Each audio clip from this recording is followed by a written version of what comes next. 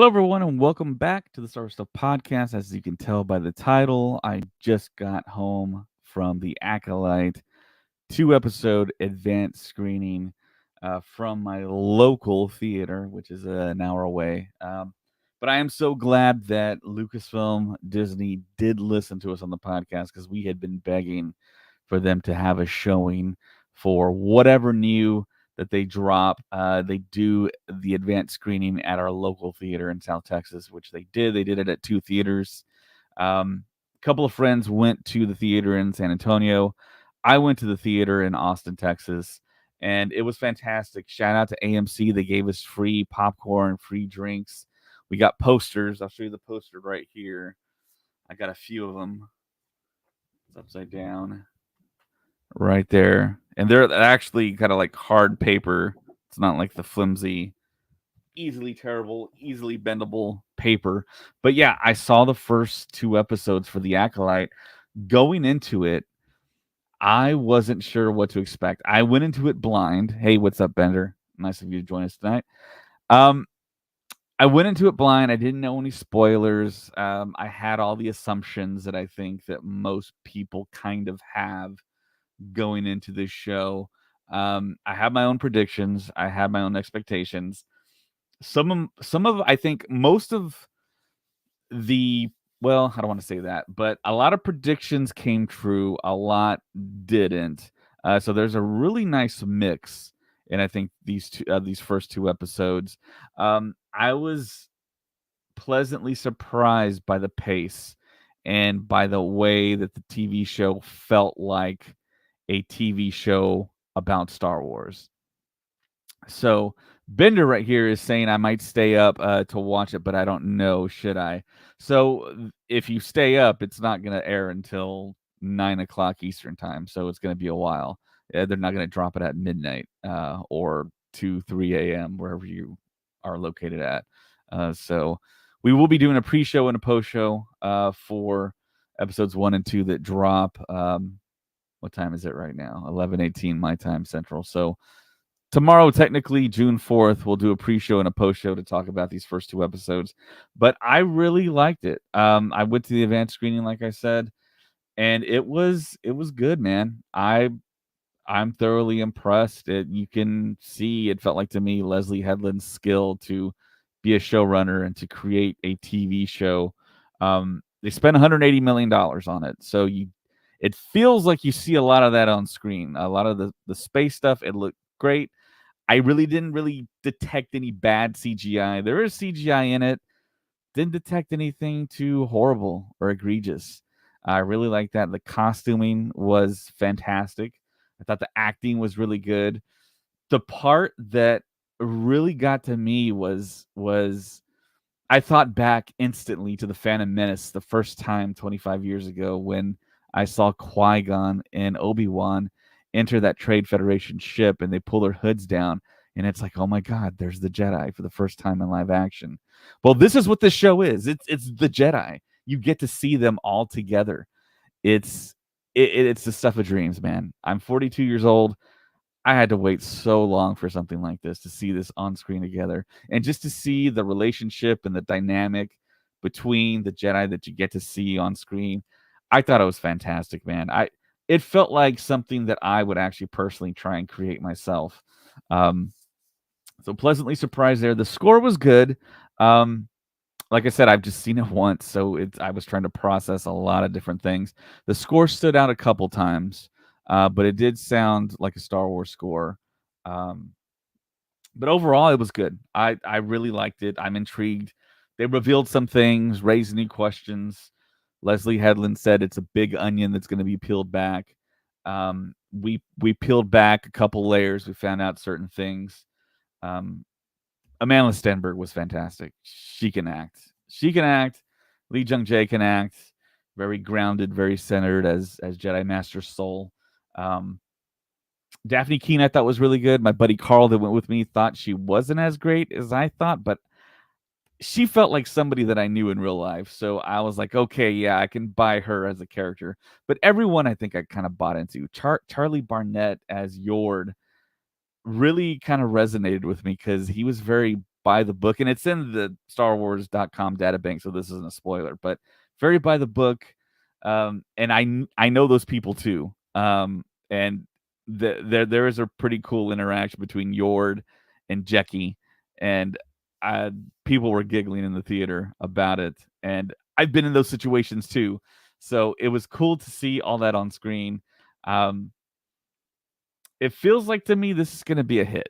Yeah, I don't think any of the negativity that's out there is actually accurate for this show. Um, I'm excited, as you can tell. I talked to Colin. I gave him some info that he wanted to know, and we're gonna release a bingo card where you can win a prize, like we always do for these Star Wars TV shows. And there was one very overt bingo spot declared there in one of the episodes. I think it was, yeah, I think it was the beginning of episode 1. One of the bingo spots. Yeah, you're definitely gonna be able to mark. Um, Overall, it was good. I liked it. Very thoroughly entertained. The parts where it kind of started to maybe drag a little bit, it didn't happen for too long, and then it picked right back up. Um, the episodes weren't too fast, weren't too slow. Like I said, the pacing was really good. Um, I really liked it. I'm excited to see the rest of these 6 more episodes that we're gonna get. It's gonna end on July 17th, so it's almost like we got a full 2 months of a Star Wars TV show and all the speculation. Um, we get a lot of characters, which I think is the advantage of what the Acolyte is compared to something from the Skywalker saga where we see old characters return back. The Acolyte has the advantage of presenting new characters, and we don't have any predetermined notions of what these characters should be, which is fantastic. Um, the new droid Pip, I like him. He's cool.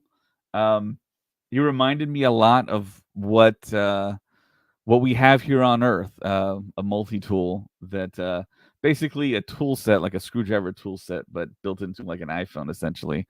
That's what I kind of thought of. I don't know. You might think differently, but he was cool. Had a personality. Another new cool droid that they brought into Star Wars lore. And there were a couple surprises, but you'll have to wait to see that. Um, Leslie Headland did state that this season is not going to end in some type of like cliffhanger or anything like that. It is a finite, complete season of TV. But episode 2 ends in I don't know, kind of a funny cliffhanger there, and you're gonna be left wanting to see more. And it's it's pretty funny. I had to tell Colin about it because it's directly associated to him. But he was like, "Oh, okay, well, so it has to be an Ortolan, right? It has to be someone from Max Rebo species." No, it's not. There's no Ortolan. I guess spoiler alert. There's no Max Rebo in the first 2 episodes, um, but it is a bingo space on the card some way somehow. But in general, Neil Scanlon did work on the TV show. You see his work. Lots of aliens. My buddy Carl, I got to give him props. He said that it felt alive.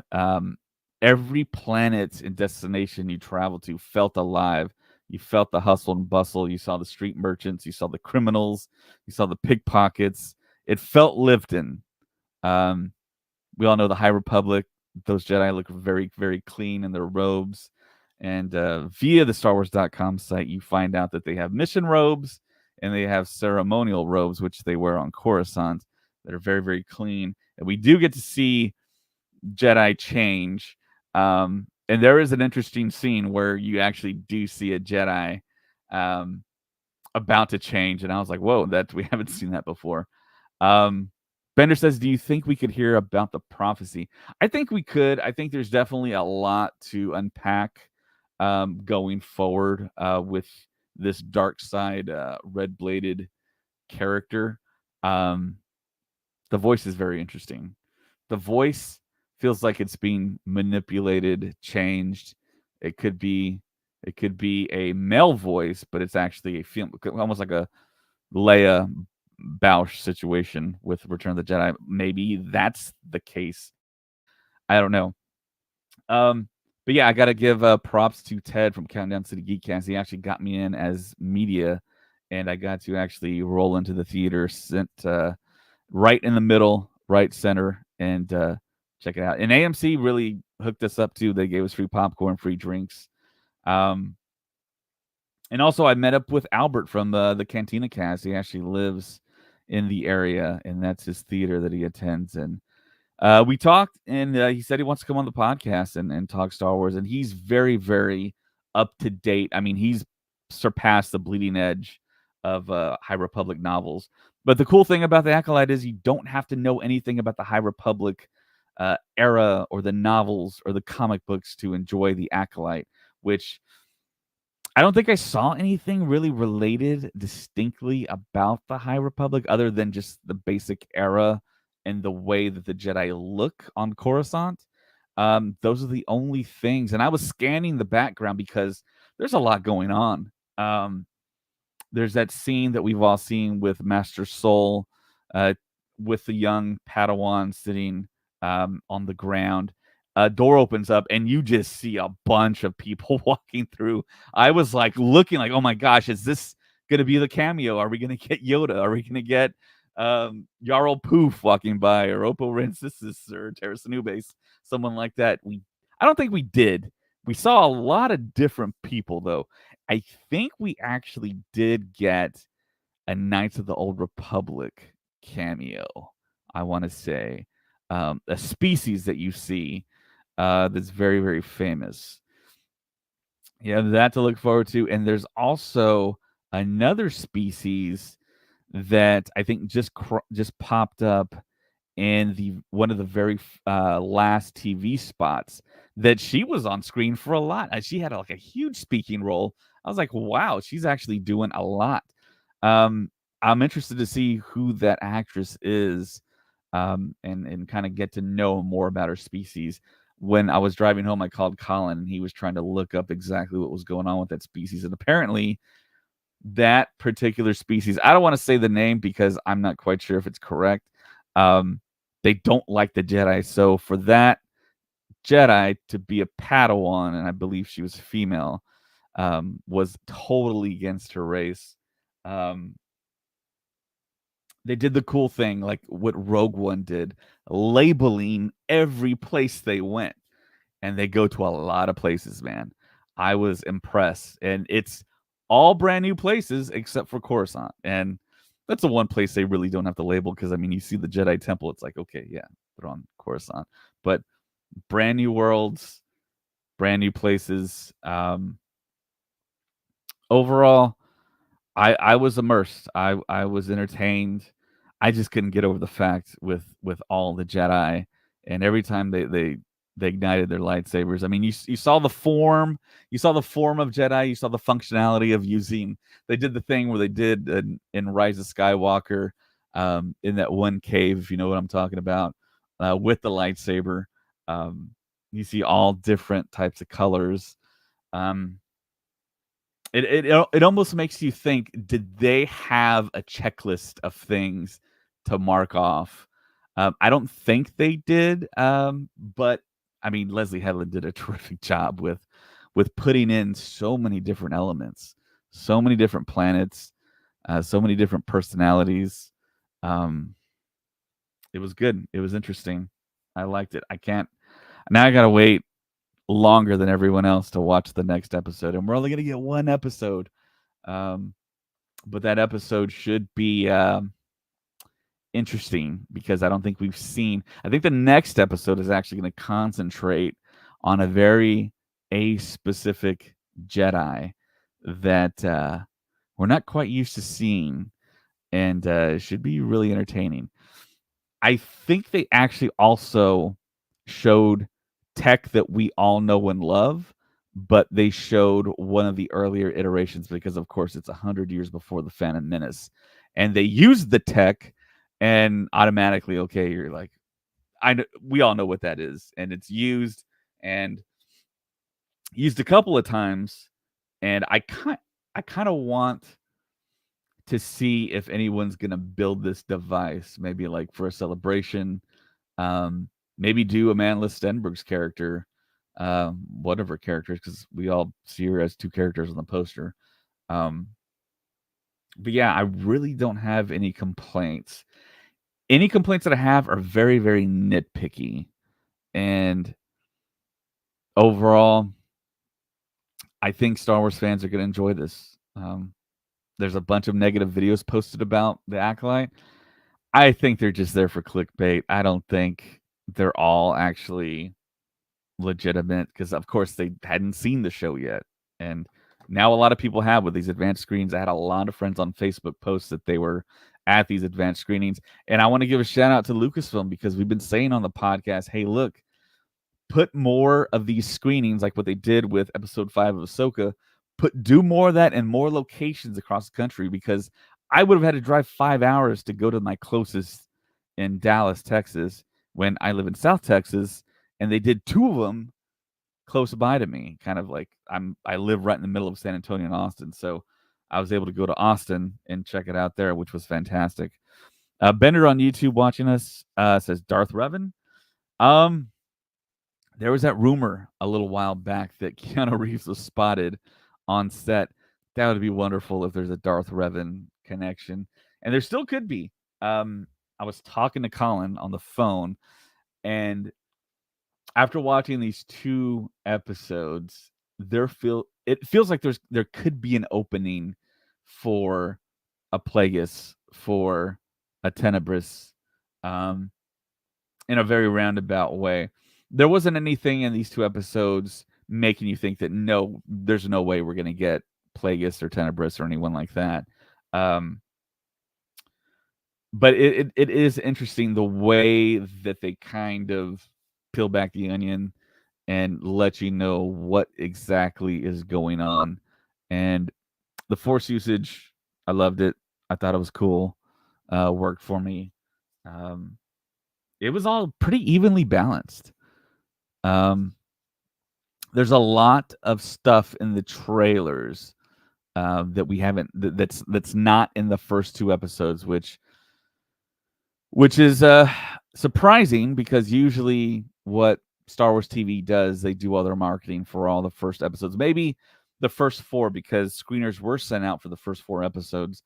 Fortunately, I didn't get my hands on one of those, but the first 4 episodes have been seen by some media. And I have seen reports that the 3rd episode is actually really, really special. No, Martin Luce, I'm not doing spoilers. We're going to do a spoiler show tomorrow after the entire world has been able to see those first 2 episodes. I'm just kind of giving like a general thoughts and feelings and opinions that I had coming out of just freshly coming out of my advanced screening. But yeah, overall, I liked it. It was really good. I liked it to loved it. I mean, I got to see it again, man. There's a lot to process on the screen, a lot of stuff going on. I didn't have closed captioning to see exactly what they were saying and kind of analyze that. There were a couple of moments where I was like, what did they just say? And I think it was actually kind of important to the plot of these first 2 episodes. So I always watch the Star Wars TV shows with captions so I can listen and then read exactly what they just said if I didn't understand them the first time.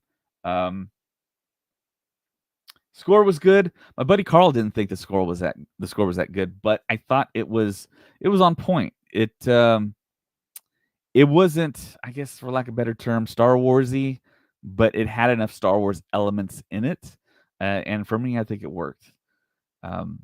Everything. I know this sounds like I just completely loved everything. I kind of did. I mean, there's nothing really to complain about. It's just the first 2 episodes to start the series.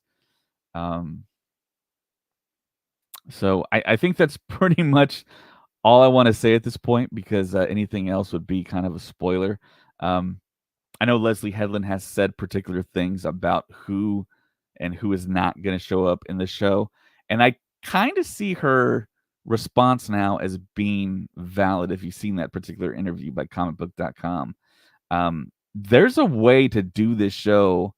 There's a total way to do this show without ever showing anyone from the Jedi Council, like Yoda, Oppo Rancisis, Jarl Poof, Terra Sanubi. There's a way to do this show There's a lot going on. There's a lot of Jedi we've never seen before.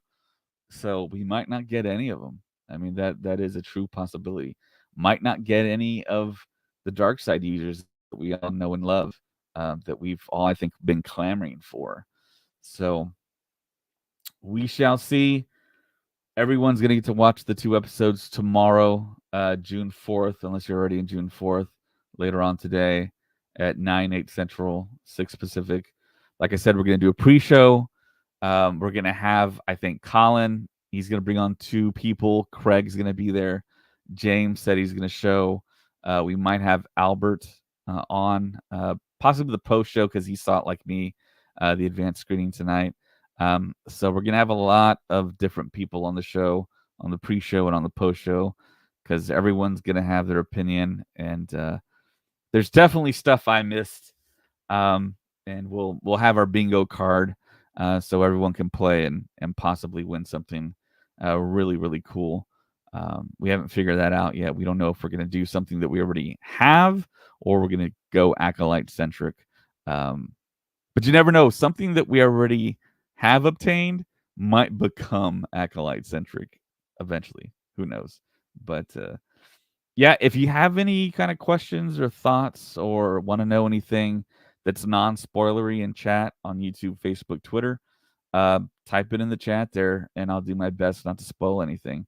The interesting thing was at the showing, they really didn't have any type of embargo on us that we couldn't say anything. So technically, I guess I could spoil stuff, but I wouldn't want to do that to you before watching it tomorrow. It's less than 24 hours away. So if anyone has any questions on Facebook, YouTube, Twitter /X, you can ask me, and I'll do my best to respond. So yeah, I saw it in an AMC theater. Great presentation. Great representatives were there. They were actually very on point. One guy said he wanted to take my picture for Disney, and I was like, okay. But I don't know if he was direct from Disney or if he was just going to send my picture. They had a really big Acolyte wall that they created with a stand, and they had like I don't want to say a canvas. It was more like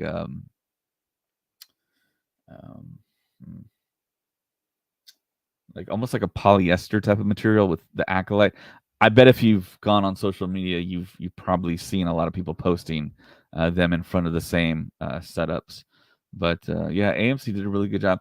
Considering tonight was also the advanced screening, media screening for Bad Boys. So when I initially walked up in the theater, I walked up to the Bad Boys stand unknowingly, and they're like, no, the Acolyte's next door. So got to see it in a Dolby theater. That was the other thing too. I don't do a lot of Dolby theaters. I got to travel all the way to Austin, Texas to do that. But they had it in Dolby, so I saw these first 2 episodes in Dolby sound. The seats were shaking with the bass, especially during the trailers.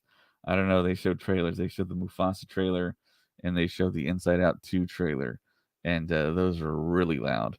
But after that, we got the typical Disney Plus Star Wars fanfare with the different heads of different characters. I remember Kylo Ren in there specifically, and I can't remember anyone else, but it wasn't anything that was different that jumped out at me. Bender asks on YouTube, do you think we could see some aspect of the Mandalorians in the show?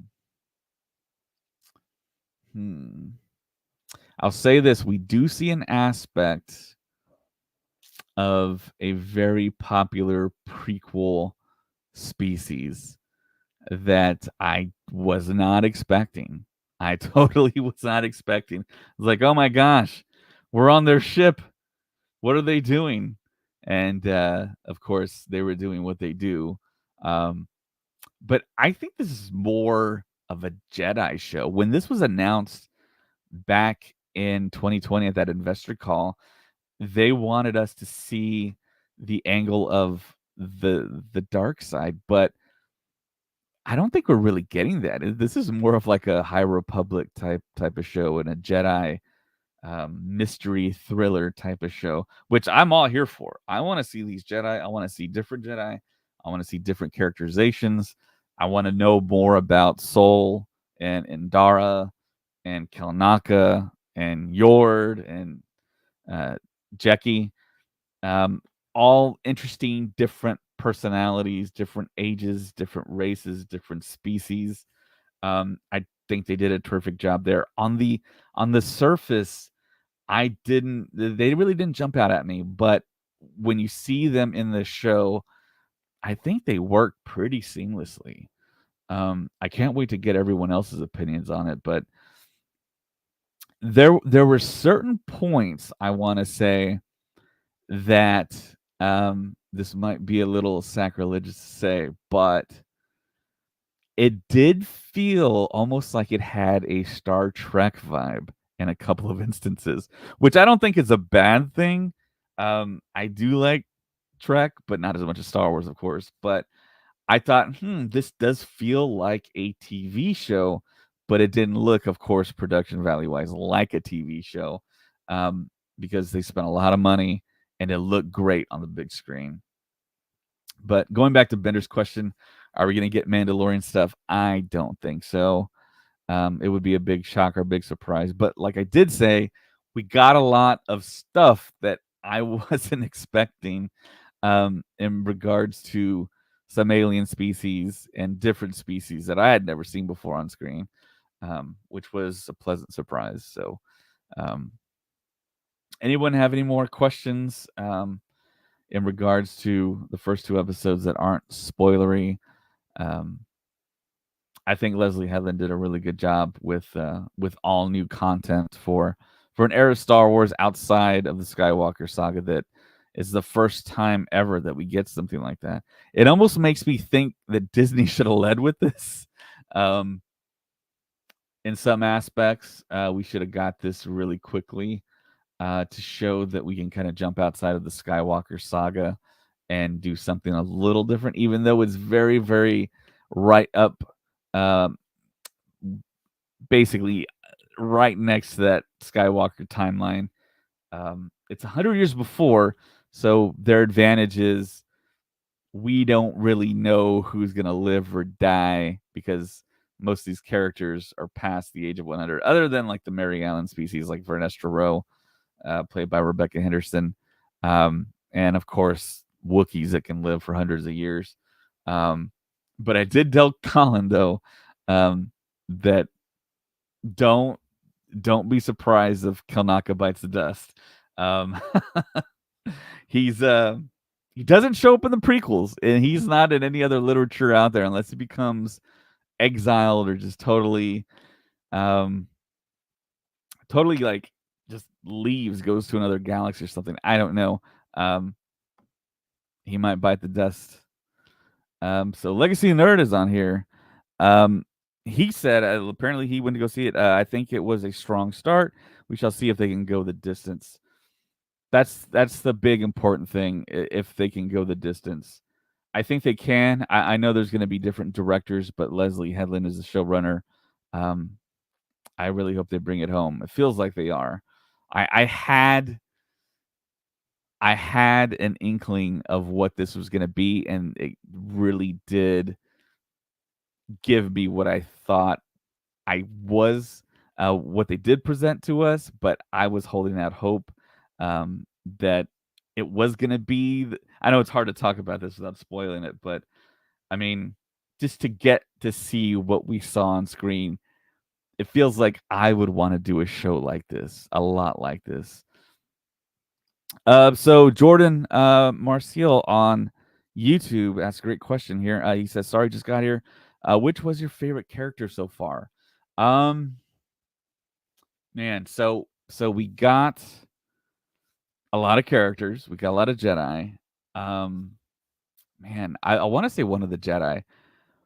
I don't want to say who my favorite character was per se, but I think Charlie Barnett as Yord Fandar did a terrific job being who he was assigned to be.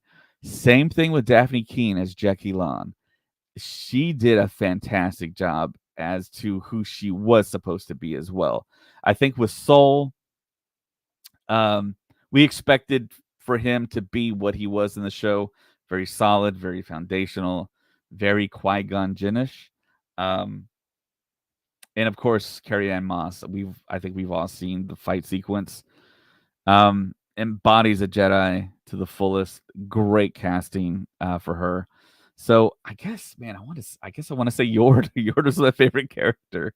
I have never seen Charlie Barnett act in anything other than what I saw tonight, and he did a fantastic job as to who he was. I don't think I want to say I like his character per se, but he did a great job being the character that he was supposed to be. If that makes any sense to anyone out there. Um, but yeah, Jackie Lon, I think she was who she was supposed to be. She's a Padawan. She's Master Soul's Padawan. But there's some surprising parts in there with her, and I like the way it played out, and the relationships. I mean, it just works so good. It flows so seamlessly for me. Seeing Soul interact with Jackie and interact with Yord and interact with other people that you'll see. It worked. I thought it was fantastic.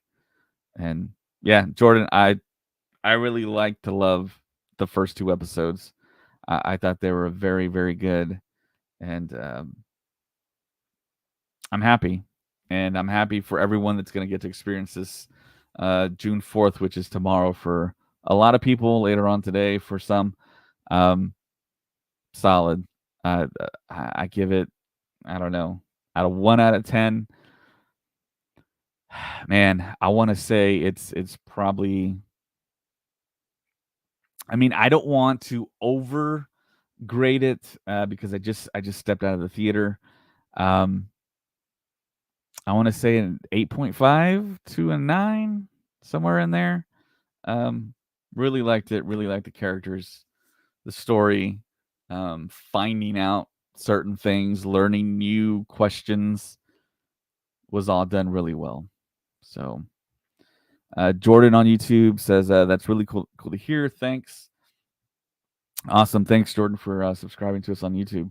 Yeah, if you're watching us right now, wherever on YouTube, Twitter, Facebook, hit the like button. Help us out. Write a review. We're going to be doing a pre-show and a post-show every day for the Acolyte. We're going to have different people on. I think for tomorrow's pre-show, we're going to have Craig, Colin, 2 people Colin said he's going to bring on, and James. And of course, myself, I'll probably just be adminning StreamYard here since I've seen, and I kind of want to see what they are suspecting and what they talk about. It's going to be interesting. And then, of course, we're going to do a post show where we'll talk about the 2 episodes and what everyone thought. I'm very intrigued to hear if people liked it. Like I said, I guess I'm kind of biased because I really love Jedi, and there's a lot of Jedi stuff going on. Joshua Hancock on YouTube says, "Nice, glad you guys are back." Yeah, we never really left. It was a slow time in Star Wars. As far as live action stuff goes, I'm a lover of the live action stuff. So, of course, when the Acolyte came back, I got super hyped for it and just came back from that advanced screening, and I really like to love it. So, all right, guys, I think that's pretty much it. If anyone has any last questions or comments in chat there, let me see them. But otherwise, enjoy what you're getting tomorrow. I think it's just going to get better from here on out. Like I said earlier, I've read a couple reviews that episode 3 is special. So I don't know what that means. I've seen the planet that we go to, though, for episode 4. And it feels like they might have filmed somewhere specifically in California. An old school place, possibly, in California. If you know the shooting locations, I think you'll probably be able to figure it out. It's probably not the planet you're thinking of, but it's a very, very similar planet to what we're all really fond of. Joshua Hancock on YouTube says, "How was the score?" I thought it was really good. It worked. It didn't sound like anything too familiar. It's 100 years after or before the Phantom Menace. So it had enough difference as opposed to all the stuff we've heard from John Williams and Kevin Kiner. So I think it worked. Like I said, I was trying to process everything on screen. We all know the joke that George Lucas has made that nobody's really watching the screen, they're listening to the music. I was really watching the screen a lot because I wanted to find Easter eggs.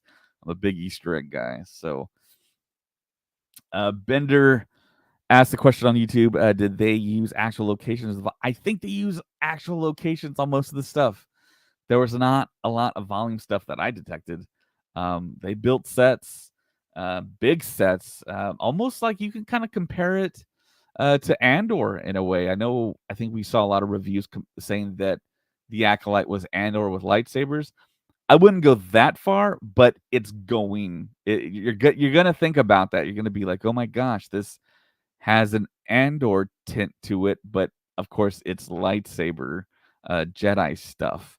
Um, which Andor was very, very dark, very depressing, very grimy.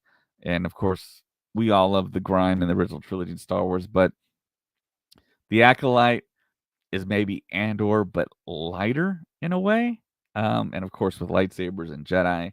And it's almost like if Andor and the prequels had a baby, I guess you could say, for the Acolyte, and that's the Acolyte. Um, I don't know if anyone has said that yet, but that's what it really feels like thinking about it. But yeah, nope, I couldn't detect any volume stuff. Maybe in the spaceships, and there's a lot of spaceship stuff. Maybe there, but when they're outside a lot in these first two episodes, so I didn't detect it. CGI looked great. I didn't see anything that was just ridiculous. So, all right. Last chance for questions, guys. If you have any more questions, just ask them. Whatever's on your mind, whatever I can answer. I don't want to spoil anything. I just kind of want to give my my opinion on this without being too spoilery. But yeah, I'm excited.